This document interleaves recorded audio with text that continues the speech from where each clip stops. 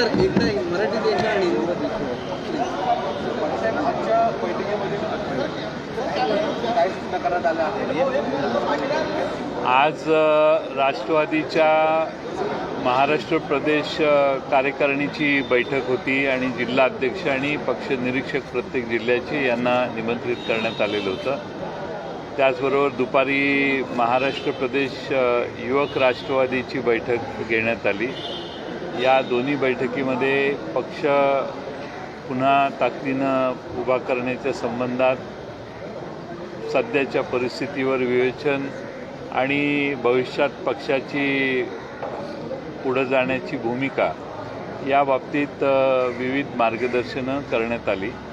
महाराष्ट्रामध्ये राष्ट्रवादी काँग्रेस पक्षाने मागच्या 2.5 वर्षात सत्तेत असताना जे काम केलं आणि कोरोनाच्या काळात मागच्या उद्धव ठाकरे यांच्या नेतृत्वाखालच्या सरकारने जे उत्तम काम केलं या सर्वांचाच उल्लेख करून भविष्यकाळामध्ये महाराष्ट्रात राष्ट्रवादी काँग्रेस पक्ष, काँग्रेस आणि शिवसेना हे अधिक ताकदीनं पुढं नेत असताना सर्व पक्षांना बरोबर घेऊन जात असताना अधिक चांगली कामगिरी करू असा आशावाद देखील पक्षात व्यक्त करण्यात आला. सर, आज राष्ट्रपती निवडणुकीसाठी शिवसेनेचे जे पक्षप्रमुख आहेत पाठिंबा दिला आहे NDAच्या कॅन्डिडेट आणि त्याबरोबर त्यांनी भूमिका मांडली की एकला चलो आपल्याला पुढच्या काळामध्ये एक पक्ष म्हणून पुढे जायचं आहे. तर आपण म्हणताय की सगळे पक्ष एकत्र जायचे आणि त्यांना पाठिंबा दिला जातो. बरोबर आहे. त्यांनी राष्ट्रपती निवडणुकीच्या प्रत्येक निवडणुकीमध्ये त्यांना जो योग्य उमेदवार वाटतो त्या उमेदवारांचं समर्थन केले. प्रणव मुखर्जींना त्यांनी पाठिंबा दिलेला होता. प्रतिभा पाटील काँग्रेसच्या उमेदवार होत्या, त्यावेळी देखील त्यांनी पाठिंबा दिलेला होता. आज मुर्मू ह्या आदिवासी समाजाच्या आहेत आणि म्हणून त्यांनी तो पाठिंबा दिलेला आहे. तो NDAला पाठिंबा नाही, मुर्मूंच्या उमेदवारीला पाठिंबा आहे असं आम्ही समजतो. पाटील पण आता काँग्रेसकडनं जयंत पाटील यांची प्रतिक्रिया आहे की राष्ट्रपतीचा उमेदवार हा धर्म जात याच्यावर आधारित नसतो, तर तो व्यक्ती म्हणून असतो. कुणाकडून येते? बाळासाहेब काँग्रेसचे काय त्यांच्याकडनं प्रतिक्रिया आलेली आहे की शिवसेनेची भूमिका चुकीची आहे. व्यक्ती म्हणून असा पाठिंबा देणं जाती धर्मावर असा वैचारिक लढा म्हणून त्यांनी विरोध करणं हे अपेक्षित होतं. काँग्रेसची याला भूमिका राहते. आपण शिवसेनेने जी भूमिका घेतली आहे त्यावर भाष्य करण्याची काही आवश्यकता नाही. त्यांनी तो निर्णय घेतलेला आहे आणि लोक देशाचं राष्ट्रपती कोण असावं याच्याविषयी त्यांनी भूमिका स्पष्ट केलेली आहे. आपला पाठिंबा NDA नसेल तर कॅन्डिडेटला असेल पाठिंबा 17 तारखेला काँग्रेस आणि राष्ट्रवादी काँग्रेसच्या सर्व नेत्यांची बैठक याच ठिकाणी बोलवलेली आहे. यशवंत सिन्हा जे उमेदवार म्हणून राष्ट्रपतीची पदाची निवडणूक लढवत आहेत त्यांच्या उपस्थितीत ही या ठिकाणी बैठक होणार आहे आणि राष्ट्रवादी काँग्रेस आणि काँग्रेस यांच्या सर्व विधिमंडळ सदस्यांच्या समोर त्यांचं मार्गदर्शन देखील आयोजित करण्यात आले. स्वतः खुद्द शरद पवार साहेब त्या बैठकीला उपस्थित राहणार आहेत.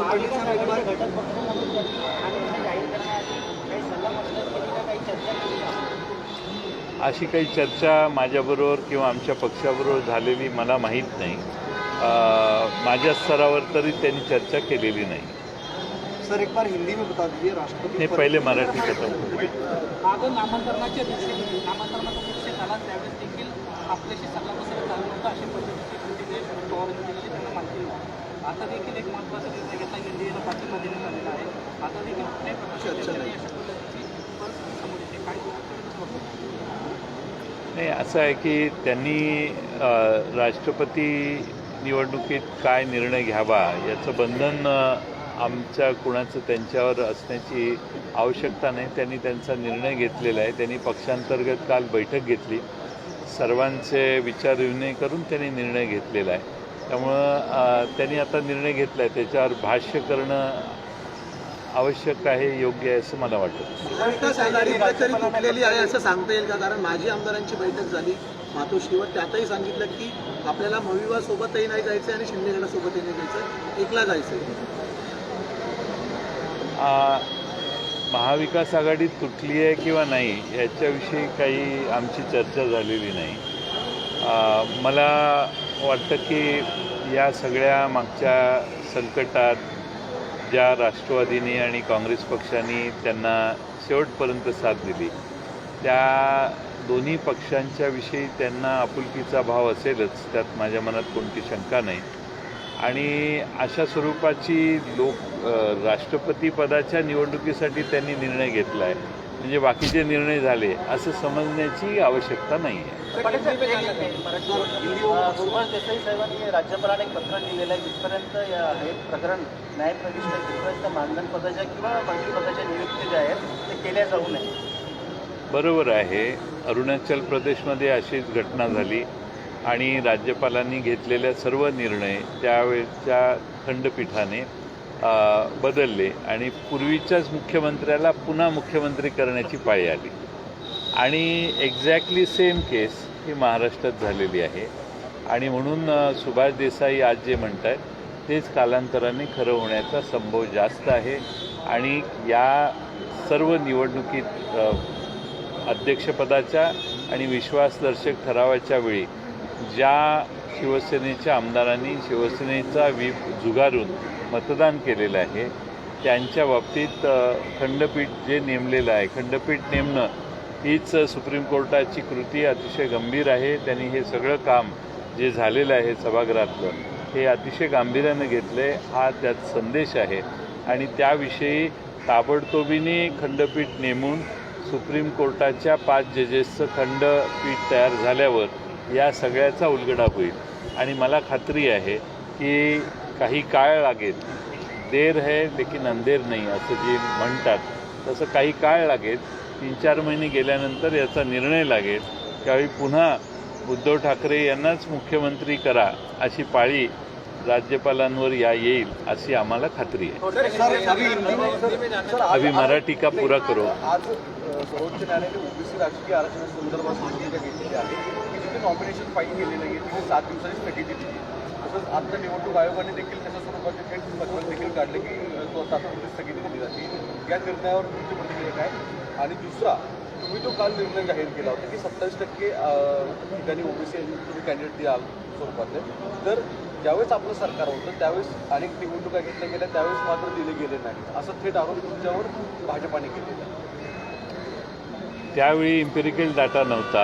आमच्या सरकारने त्याच्यावर काम केलं, रात्रंदिवस काम करून बांठिया समितीने कमिशनने जे निर्णय जे एकत्रीकरण सगळ्या माहितीचं केलं आणि इम्पेरिकल डाटा गोळा करून केला, ते काम कुठल्या सरकारचं? आमच्याच सरकारने केलेलं आहे. आमच्या सरकारने केलेलं आहे. आमच्या सरकारनेच तो डेटा बांठिया कमिशनने तयार केलेला पुढं पाठवण्यासाठी सूचना केलेल्या होत्या.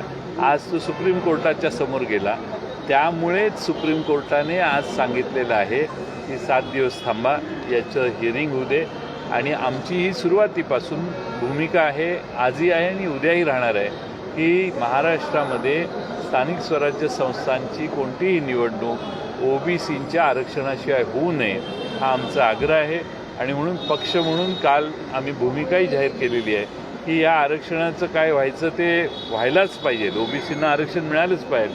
पण जरा यदाकदाचित त्याच्यात काही गल्लत होत असेल किंवा विलंब होत असेल तर होणाऱ्या प्रत्येक निवडणुकीत राष्ट्रवादी काँग्रेस 27% उमेदवार हे ओबीसी समाजातलेच देईल, ही आमची भूमिका मी कालच पक्षाच्या वतीनं जाहीर केलेली आहे. सर, हिंदी में बता दिए, राष्ट्रपति पद के उम्मीदवार के तौर पर द्रौपदी मुर्मू को शिवसेना ने समर्थन दिया है. उद्धव ठाकरे पर लगातार इस बात का दबाव था, उनके सांसद उन्हें पत्र लिख रहे थे. आपको क्या लगता है कि वाकई सांसदों के दबाव के चलते समर्थन दिया है या फिर उद्धव ठाकरे अब एनडीए से अलग हटकर अपनी नई भूमिका बना रहे हैं?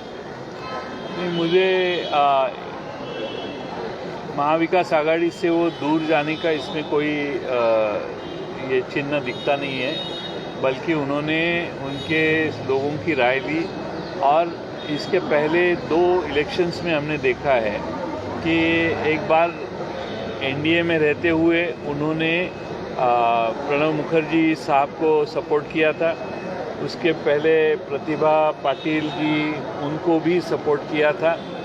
तो उनको ये राष्ट्रपति इलेक्शन में अलग अलग वक्त शिवसेना ने उनको जो अच्छा उम्मीदवार लगता है उसके बारे में उनका निर्णय घोषित किया है। ये कोई पहले बार नहीं हो रहा है, तो इसीलिए इसका मतलब ये नहीं है कि जब वो एनडीए में थे तभी प्रतिभा पाटिल, प्रणब मुखर्जी जी को सपोर्ट किया, तब वो कोई यूपीए में नहीं आए थे। आज भी वही स्थिति है, वो हमारे साथ है और उन्होंने अब ये द्रौपदी मुर्मू को सपोर्ट किया है और इसका मतलब ये नहीं है कि वो एनडीए में चले गए। लेकिन सर तब उस वक्त सिचुएशन ऐसी नहीं थी ना कि उनके 50 विधायक, उनके 40 विधायक टूटकर चले गए हों, एक कोई नया ग्रुप बना लिया हो, उनके एमपी खुद उनको पत्र लिख रहे हों। अभी शिवसेना ऐसी पार्टी है कि उनके विधायक कहीं भी जाए तो जो बाला साहेब ठाकरे, जो उद्धव ठाकरे निर्णय लेते हैं उस हिसाब से उनके कार्यकर्ता उनके लिए एमएलए चुन के लाते हैं। आज तक की ये हिस्ट्री है। जिन्होंने शिवसेना छोड़ी उन सारे जगह पे शिवसेना ने जो चाहा वो उम्मीदवार चुन के आए हैं, वो उनकी खासियत है। और इसीलिए आज उद्धव ठाकरे शांत दिख रहे हैं, वो कोई उसमें हलचल नहीं हो रही है, क्योंकि उनको मालूम है कोई कहीं भी गए तो फिर वो जो उम्मीदवार देंगे वही उधर चुन के आए। शिव सैनिक वही काम करते हैं। तो आपकी पार्टी में आए, लेकिन भुजबल साहब तो एनसीपी में बहुत ऊपर गए जब शिवसेना छोड़ी। एनसीपी में भुजबल साहब ऊपर गए, लेकिन जब छोड़ी तब वो सारे लोग उनके साथ जो शिवसेना छोड़ के आए वो तब 95 के इलेक्शन में परास्त हुए। विधायकों के साथ जिसमें उन्होंने किस्सा बताया कि राजनाथ सिंह ने जब समर्थन के लिए फोन किया था तब उन्होंने फोन की शुरुआत अस्सलाम वालेकुम से की थी और कहीं ना कहीं प्रोवोक करने की कोशिश की गई थी मुझे, तो मैंने गुस्सा किया, तब जाकर वो जय श्री राम बोले। इस प्रकार की ट्रीटमेंट हमेशा से बीजेपी के नए नेताओं से मिलती आ रही है। पिछले कुछ सालों से उद्धव ठाकरे जी बीजेपी पे नाराज थे, क्योंकि उनको ट्रीटमेंट भी बराबर नहीं मिल रही थी। ये एक उदाहरण उन्होंने दिया कि इसके पहले भी काफ़ी दफ़े ये हो चुका है। ऐसे ही उठ के उन्होंने उनका साथ छोड़ा नहीं है। ये सारे अनुभवों के बाद में उन्होंने उनका साथ छोड़ा है। अब क्या है, सारी व्यवस्था खिलाफ करके जो षड्यंत्र रचा गया है, मुझे लगता है उद्धव ठाकरे शांत स्वभाव के हैं, लेकिन निश्चित स्वरूप से वो अपनी भूमिका निभाएंगे। ये जो भी सारा पिछले 2 महीने में हो रहा है उसके बारे में मुझे विश्वास है कि उससे वो अच्छी तरह से फिर एक बार शिवसेना के साथ उभर के आएगी। महाविकास आघाड़ी बरकरार रहेगी भविष्य में आने वाले चुनाव में? आज की बैठक में इस पर चर्चा हुई। अब जहाँ तक हमारा सवाल है, हम चाहते हैं कि महाविकास आघाड़ी महाराष्ट्र में स्थानिक स्वराज्य संस्था में, राज्य के विधानसभा में साथ में रहनी चाहिए।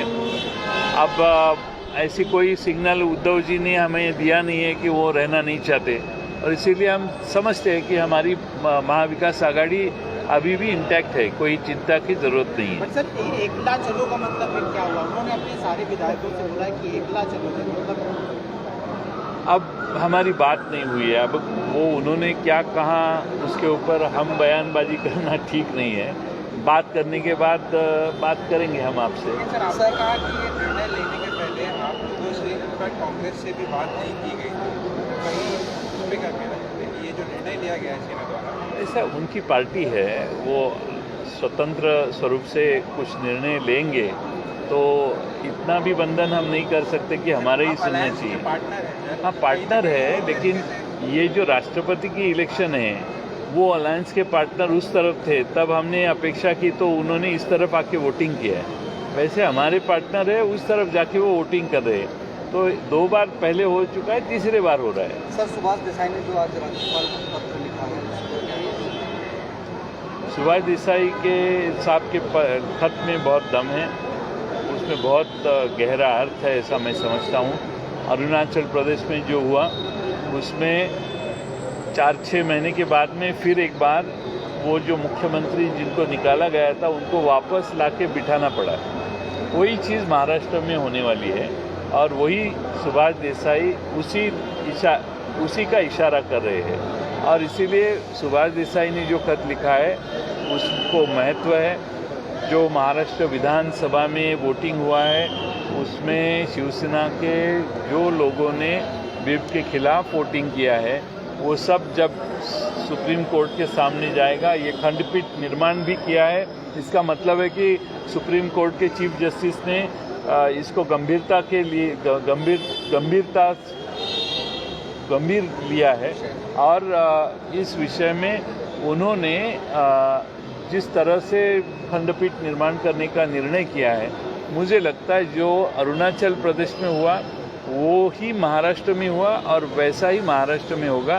फिर एक बार उद्धव जी को लाके उनको मुख्यमंत्री करना पड़ेगा, हम ये अपेक्षा करते हैं।